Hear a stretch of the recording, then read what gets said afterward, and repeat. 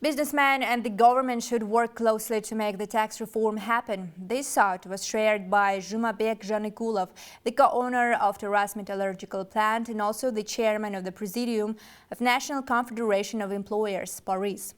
The businessman has initiated his own proposals for the development of SMEs in the country. He was one of the participants of the meeting with captains of business which President Tokayev held earlier this month. We asked Mr. Zhanikulov about the key topics that are discussed now in the country, including tax reform and economic development. Please watch the fragment of the interview right now.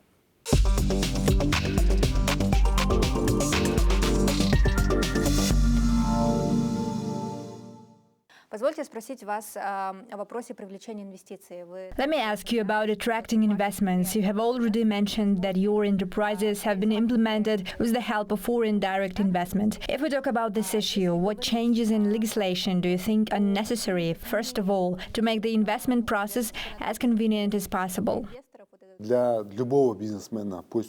For any businessman, let him be foreign or Kazakh, we need clear, comprehensible rules of the game. This is a capital raising policy, and it should be stable.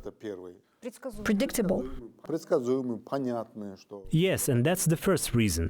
The second is the scale. That is our market, how scalable it is, how transparent it is, and how flexibly it can work with other countries. For example, there are relations with China, but it is very difficult to transport a product and sell it in China. The state should be more actively involved here. These are tasks for the government. For any businessman, foreign or local, the scalability of projects is a very important issue.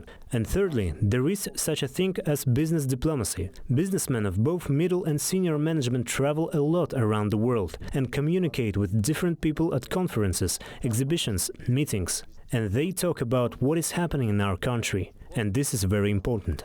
Investors and partners need real cases, real business stories on how to invest in Kazakhstan. For instance, I always tell young businessmen, if you travel abroad, even if you're on vacation, attend conferences and exhibitions, go and see global scientific achievements. You will see the picture of what is happening, and of course, you will be able to establish business contacts. And also, very ergonomic, efficient work should be built at the embassy level, the purpose of which is to constantly talk about Kazakhstan. I want to ask about taxes as well. This topic now is actively discussed in Kazakhstan. The government still suggests raising the rate of the VAT, but at the same time making it differentiated. That is, we can say individual for enterprises of different industries. For example, it's proposed for agricultural producers to be completely exempt from taxes. What do you think about this?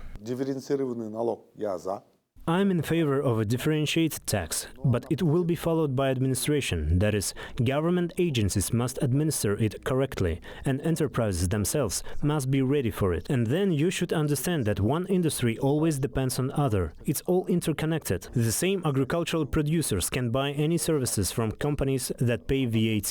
The issue of administration arises again. In general, I think that rising rates is not a tax reform. To implement the reform, it is necessary to clearly understand from whom, when, why to borrow money, and how and where to invest it later, and what to spend it on. This is very important, because in economics there is such a concept when there happen to be such quick results, which is money to money. This means that money should work for the economy, since our country is socially oriented. The state has many obligations, which is understandable, but at the same time, these taxes that the state wants to collect and release again, without giving the opportunity to work for the economy, then this very economy will not work. Accordingly, a thorough tax reform is needed.